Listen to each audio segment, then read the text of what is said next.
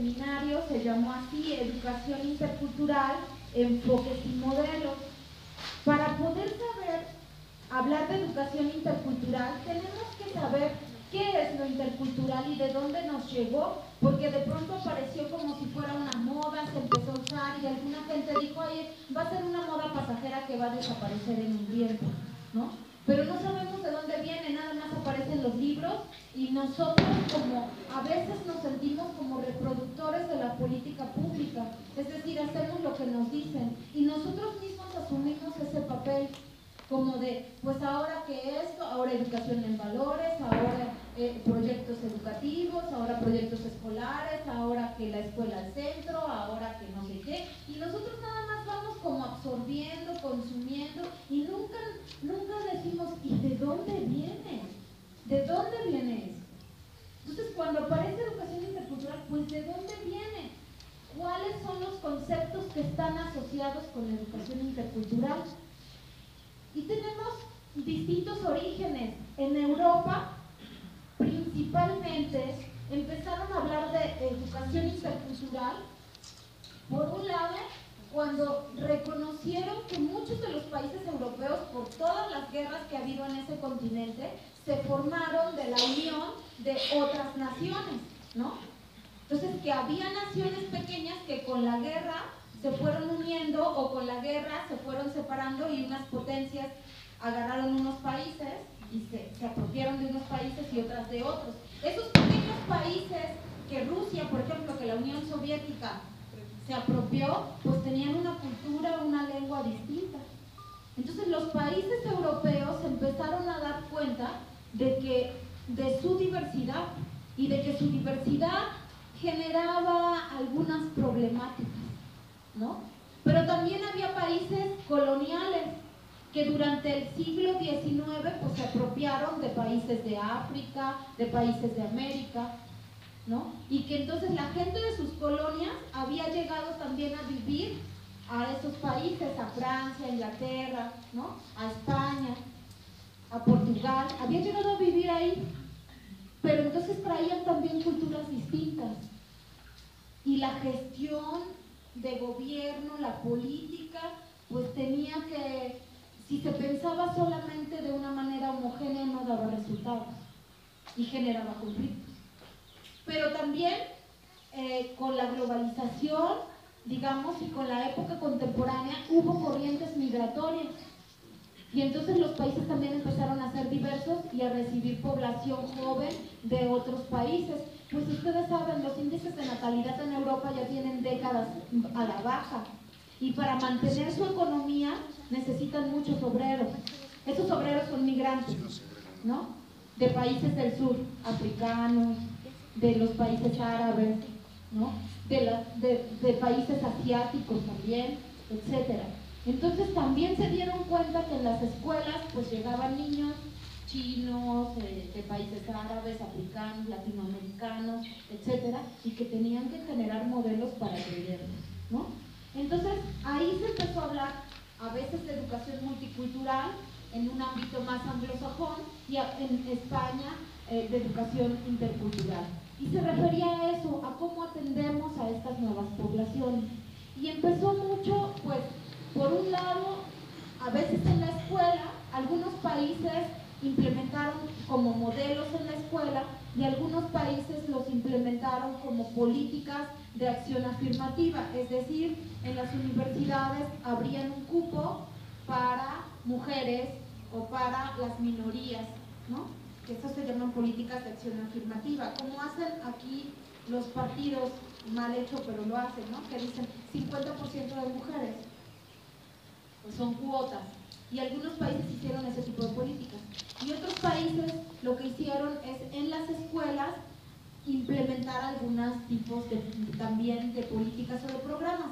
Algunos programas eran como de, a ver, llegan los niños que no saben hablar español, pues los metemos a unas aulas para que aprendan y ya después que tomen clases con nosotros, ¿no? O los niños que no saben hablar español, en España, por ejemplo, los niños árabes, los niños chinos, ¿no?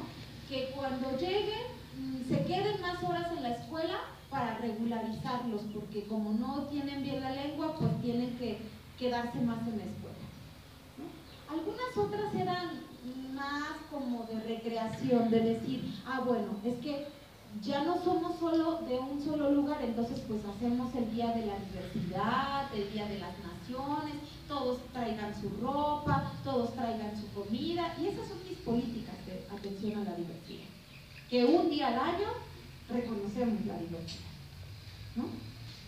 Entonces, pues hubo muchos intentos de cómo tratamos la diversidad, cómo la gestionamos, ¿no? Bien, entonces hay experiencias en Europa de ese tipo, y en América Latina, en Estados Unidos, pues ustedes saben, las minorías, los afroamericanos, ¿no? Y todos los grupos minoritarios que hay en Estados Unidos también. También, otra cosa, también a lo mejor hacer escuelas para, por ejemplo, las poblaciones nativas en Estados Unidos, también eso se hizo, ¿no? O en Canadá, las escuelas, ¿cómo se llaman? Reservaciones, ¿no lo sabes? Creo que reservaciones. Unas escuelas en Canadá igual, donde también, pues, ¿qué hacemos con los niños indígenas de Canadá? Pues los llevaron a unas escuelas porque dijeron, estos niños no van a poder ser ciudadanos canadienses, tenemos que educarlos. Entonces hicieron una política, fíjense bien, tuvimos una mesa con Canadá y yo me quedé sorprendida y dije, qué barbaridad, nosotros nos quejamos. Pero ahí lo que hicieron es, para poder que estos niños nativos de Canadá, indígenas de Canadá, salgan adelante, tenemos que separarlos de sus padres. Entonces hicieron una política de que a los 5 años los separaron de sus padres y se los llevaron a unas escuelas lejos, muy lejos de sus comunidades, ¿no? Y además, el padre que no aceptara eso iba a la cárcel, estaba penado. Por lo tanto, a fuerza tenían que hacerlo. Y los padres que no querían, lo metían a la cárcel, pero se llevaban a los niños, ¿sí? Entonces, pues, esas escuelas no crean que tienen mucho tiempo que las acabaron. Cuando los niños se los regresaban como adolescentes, los niños ya no sabían la lengua de sus padres. No los reconocían como familia, no sabían vivir en esa familia y se sentían ajenos a las costumbres de sus propios padres. En este momento, muchos de los programas con jóvenes indígenas, donde yo he ido a compartir, pues tienen que ver con sacarlos de las drogas, con muchas cuestiones psiquiátricas y psicológicas, porque son esos jóvenes o hijos de esos papás que vivieron alejados de la familia. Eso ocurrió. Y ahora el gobierno canadiense ha pedido perdón a las poblaciones indígenas por ese tipo de escuelas. Les ha pedido perdón y ahora ya no existen. Y ahora les paga todo el tratamiento para las drogas, para psiquiátricos, para unir a las familias, para todo, ¿no? Y me quedé sorprendida porque pues nuestros jóvenes tendrán problemas y lo que ustedes quieran, pero están con su familia, son jóvenes sanos, ¿no? La mayoría, sí, muchos con problemas. Ahora se están incrementando los problemas por la violencia, por muchas otras cosas, pero no tenemos que, están estudiando una licenciatura, no están tratando de ponerse sanos. Eso es otra cuestión. Entonces, imagínense este tipo de políticas, lo que puede llegar a causar en una cultura, en un país. Bueno, pues en Latinoamérica también empezaron a usarse estos modelos para atender a las poblaciones indígenas, sobre todo en Latinoamérica a las indígenas. Entonces vemos que educación intercultural se puede usar para atender a minorías nacionales de países que están formados por distintas naciones, también a migrantes y también a poblaciones originarias, ¿no? Y esa es la experiencia que hay en el mundo. A eso se le ha llamado educación intercultural. Bien, entonces ahí están como las tradiciones que han hecho más los países anglosajones y europeos, un tipo de educación intercultural. Nosotros nos situamos más en este contexto de Latinoamérica. ¿Qué ha pasado con la educación intercultural en Latinoamérica? Bueno, pues que la educación intercultural en Latinoamérica también tiene distintos orígenes. En este país la educación intercultural es una política de Estado, pero en Colombia, por ejemplo, la educación intercultural es una política que surgió de los movimientos indígenas, que decidieron crear su propia escuela, crear su propio currículum y hacer su educación propia. Y una vez que tenían su educación propia, obligaron al Estado, con un movimiento social, a que les reconociera esa educación, y la reconoció. Entonces, tampoco en Latinoamérica nuestras experiencias son iguales. Tenemos distintas experiencias, ¿no? Y otros países lo que han hecho es pedir desde el principio que el Estado les dé educación, pero que se las dé en una educación pertinente, en su lengua, etc. Y también algunos lo han logrado. A partir de los 90, más o menos, que hubo un reconocimiento y unas políticas internacionales de la ONU, de la UNESCO, que reconocieron la diversidad cultural, los países latinoamericanos empezaron a cambiar sus constituciones. Y las cambiaron para decir que eran un Estado pluricultural. En el siglo XIX, para tranquilizar y para formar estas naciones, estos países, los Estados-nación, después de las revoluciones y las independencias de los países latinoamericanos, se homogenizó y se puso la igualdad como principio. Y entonces, una lengua, una religión, un Estado, un tipo de educación, y nos metieron en la cabeza igualdad, todos tenemos que ser iguales. Y de esa forma apaciguaron los países, ¿no? Porque ustedes saben cuánto nos costó salir de esa revolución. Ya salía un general, y luego lo mataban, salía el otro, y luego lo mataban, y otros por allá. Entonces, ¿cómo unían? Pues unieron con el principio de igualdad. Pero empezó a cambiar ya la forma de pensar, ¿no? Y entonces dijeron, no, somos diversos, y entonces las constituciones cambiaron. Por un lado, un parteaguas fue la celebración del 5º centenario del descubrimiento de América, antes Día de la Raza, ¿no? Cuando dijeron, y todos los países latinoamericanos, los gobiernos dijeron, vamos a gastar millones de pesos en las celebraciones, pues las comunidades indígenas empezaron a reaccionar a eso. ¿Cómo? ¿Se van a gastar millones en celebrar una guerra? ¿Un etnocidio? No puede ser. Y empezaron a organizarse, a hacer sus conferencias y a ver una movilización continental, todo, ¿no? Y le tuvieron que quitar ya el Día de la Raza, ¿no? Y le quita, aquí en México se quedó muy neutro del descubrimiento de América, pero en Sudamérica se llama el Día de la Resistencia Indígena. Sí, se llama el Día de la Resistencia Indígena. Entonces, bueno, todo eso, por un lado, las políticas internacionales que reconocen la diversidad, el patrimonio biocultural, y por otro lado, los movimientos políticos indígenas que dicen basta de la colonia mental. Nunca nos hemos independizado porque seguimos aquí con la colonia está en nuestra cabeza, el colonialismo interno. Entonces, todo esto es lo que conformó la educación intercultural en Latinoamérica. Y hay una diversidad de propuestas, pero digamos son los elementos centrales, ¿sí?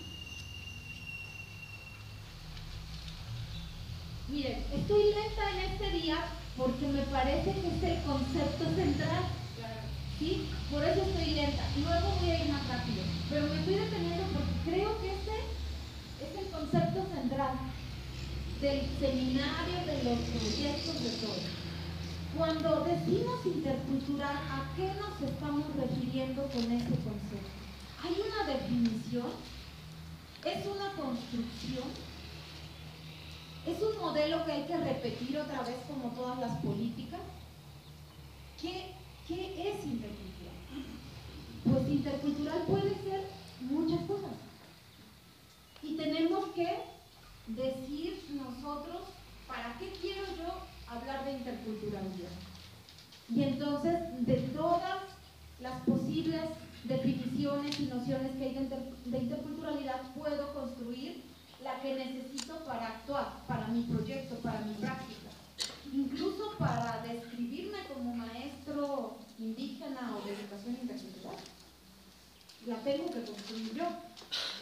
A veces decimos que lo intercultural es algo que ya está hecho.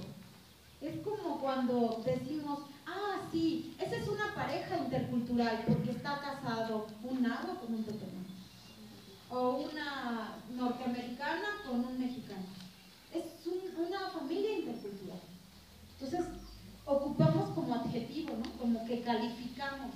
O, ay, esta ropa es como étnica, pero ya tiene un diseño moderno, es intercultural, ¿no? También decimos a veces aquí. Entonces, a veces lo podemos usar para ese tipo de cosas.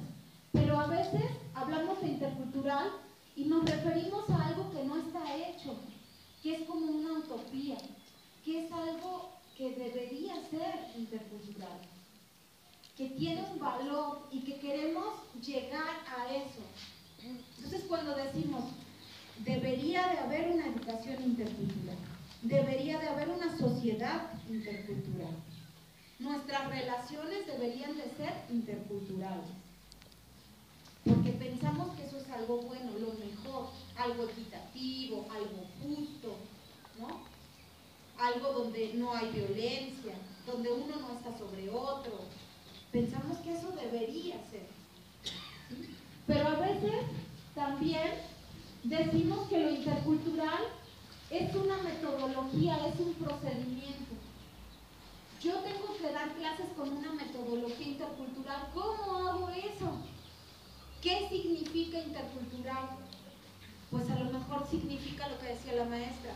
Cuando yo llego a un aula, pues tengo que ver qué sabe la gente, qué lenguas habla, de dónde viene, preguntarle lo que sabe, considerar sus conocimientos, considerar su cultura, ¿no? Por ejemplo, ahora en el examen de admisión de UB, que fue el sábado pasado, era el sábado, y de pronto nos dicen unos chicos, no voy a venir al examen porque yo soy adventista y yo pensé que no iba a ser el sábado el examen.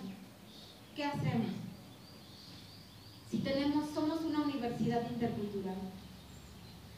Bueno, pues entonces los adventistas que tengan el examen el domingo. Porque si nosotros decimos, no, fíjate, aquí es el sábado, ¿qué te pasa? La universidad, y aquí todos se tienen que adecuar y no hay, pues entonces, ¿qué intercultural podemos ser así? Es su religión y tiene derecho a la educación. Y si no lo vamos a excluir, bueno, pues entonces, ¿no? Entonces, pues empieza a ser como una forma de hacer las cosas. La UB no lo va a hacer. La UBI sí. Desgraciadamente no, espero que un día la UB lo haga. Y a eso estamos pensando nosotros, que UBI vaya, incida en UB para que UB se abra a esta diversidad. Porque si no, eso quiere decir que todos los adventistas nunca van a poder ser licenciados o van a tener educación superior en UB, porque el examen siempre es los sábados. Entonces, esa forma de hacer las cosas, de considerar la diversidad, puede ser también una metodología lo intercultural. Cuando en un salón de clases hay varias lenguas, pues tengo que ver y darle espacio a todas las lenguas que hay. No puede ser que porque yo la maestra soy una monolingüe, pues se fregaron todos los estudiantes y ya son monolingües. Porque si ellos saben, aunque yo no sepa, lo intercultural tendría que ser que la lengua de ellos tenga espacio, tenga un espacio. Y entonces yo tendré que ver quién me apoya, con quién me ayudo, o los mismos niños, que ellos vayan generando la política lingüística de nuestra aula, que son los hablantes, ¿no? Entonces se vuelve una metodología. ¿Cómo hago las cosas? Yo gestiono una universidad y si quiero aplicar una metodología intercultural la hago de una manera. Y si no me importa eso, pues la hago de otra. Que es más fácil hacerla de una única manera, pero así se excluye muchísimo. Otra cuestión es que lo intercultural es un proyecto político. Por supuesto que es un proyecto político. Queremos ser reconocidos en este país. Queremos que la educación indígena sea reconocida también, y que tenga recursos, como la otra educación, y que haya materiales, y que los maestros de educación indígena tengan el mismo estatus que los otros, y que las poblaciones indígenas puedan hacer uso de todos sus derechos, colectivos, individuales. Es un proyecto político. Nosotros sí queremos eso, eso es lo que impulsamos. Por eso formamos jóvenes con este enfoque, porque pensamos que los médicos deberían tener este enfoque, que los abogados tendrían que tener este enfoque, que los maestros tienen que trabajar con este enfoque, que los servidores públicos tienen que tener este enfoque, y que eso sería otro país. Y eso es nuestra meta, y estamos en una lucha trabajando. Y esa idea nuestra pelea con otras ideas, luchando. ¿Cómo queremos la escuela? ¿Cómo queremos la universidad? ¿Cómo queremos la sociedad? Entonces es un discurso que está en lucha con otros discursos, ¿no? En ese sentido, es un proyecto político que queremos llevar a cabo, y todo lo que hacemos está encaminado a llevarlo a cabo, a que ese discurso y a que esas prácticas tengan el lugar y se vuelvan hegemónicos, ¿no? Y es un proyecto educativo que camina en el sentido del proyecto político. Un proyecto educativo que se tiene que construir. No hay posibilidad de que yo les dé una receta de educación intercultural, porque la educación intercultural, su principal característica es que se hace con quienes estamos aquí. Este seminario de educación intercultural no va a ser el mismo en el Totonacapan que aquí. No podría, aunque todos los que estamos lo planeamos juntos, pero no va a ser, porque la educación intercultural, quien pone el toque somos los que estamos y donde estamos, y las posibilidades que tenemos y las lenguas, y todo lo que nosotros somos es lo que le ponemos a este proyecto educativo. No es una receta, no es una metodología que yo diga paso 1, paso 2, paso 3 y ya soy intercultural. Y tampoco tiene fin, porque cuando más sentimos que ya somos interculturales, todos estamos cambiando y también el contexto está cambiando y se nos presentan nuevas cosas. Y tenemos que cambiar para volver a ser interculturales. ¿Por qué? Porque de pronto nosotros llegamos aquí y dijimos, sí, vamos a trabajar con jóvenes indígenas, ¿no? Y de pronto pues ya nos llegó un joven indígena pero que vivió en Estados Unidos y que allá creció y estudió y ahora regresa y entonces ya habla náhuatl pero inglés, pero además sus expectativas ya son y entonces trae cultura de allá y entonces aquí no se siente, no, pues ahora vamos con esto. Y ahora que nos están llegando jóvenes urbanos que ya también quieren estudiar ahorita y que incluso del DF, ¿no? Incluso jóvenes de la Ciudad de México que vienen a estudiar y que quieren estudiar una carrera que tenga enfoque intercultural, pues vamos a tener que cambiar, porque ahora ya no vamos a tener jóvenes indígenas solo de la zona y cuando mucho de Orizaba, sino que ahora ya vienen, y cuando nos está llegando la de Argentina y que vienen de movilidad los de Chiapas, pues el enfoque intercultural tiene que ir cambiando, ¿no? Y ahora que los jóvenes tienen mayores posibilidades porque hay derechos de mostrar sus preferencias sexuales, pues también tienen que tener un lugar. Y también tenemos que garantizarles que este es un espacio de diversidad y de respeto. A todos y a todos. Y este es un espacio de respeto a las diferencias y a la diversidad de todo tipo. Religiosa, lingüística, sexual, etc. Entonces nunca terminamos, nunca vamos a decir yo ya soy intercultural o ya mi escuela ya tiene un trabajo intercultural y ya lo logró, porque siempre una nueva generación nos plantea nuevos retos y entonces por eso la interculturalidad siempre se está haciendo. Pero esta polisemia, o sea, todos que tiene la palabra intercultural tantos significados, hay gente que dice, ay, ¿qué es lo intercultural? A ver, dime. Dame una definición de interculturalidad. A los nuestros les dicen, ¿pero qué haces ahí en la UBI? ¿Qué es eso? Intercultural. interculturalidad. ¿Qué es esa carrera? No vaya. No. Dime qué haces. ¿Cuánto vas a ganar? ¿Dónde vas a trabajar? Así, ¿no? ¿Qué? Dino. ¿No? Pues la interculturalidad es todo esto. Y cada chico aquí también va haciendo su propia ruta. Porque eso es uno, que quiere ciertas cosas. Y que se interesa por ciertas cosas y tiene que ir haciendo su camino con lo que le interesa. Entonces, eso genera y también entonces genera descalificación. Porque, no, pero es que, ¿qué es? Pues no, tenemos que movernos en esto. Pues cuando les pregunten a ustedes qué es educación intercultural, es más rico porque no se van a recitar una definición. Se pueden referir a todas estas cosas y es una definición súper interesante construirla. Creo que todos los proyectos van a tener que construir su propia definición de qué entienden ustedes por educación intercultural. Y ya tienen ahora muchos referentes y a lo mejor yo me voy a referir a la interculturalidad más en el ámbito pedagógico. O tal vez no, yo me quiero referir a la interculturalidad en el ámbito político, comunidad, escuela, lengua, identidad, vamos a darnos poder, a empoderarnos. También se vale, ¿no? O yo quiero hacer una metodología intercultural y entonces voy a estar muy en la lengua, la cultura, cómo van a estar esos elementos en mi aula. Y así, cada quien va a poder tomar lo que quiera. Bien, ahora sí voy a avanzar más.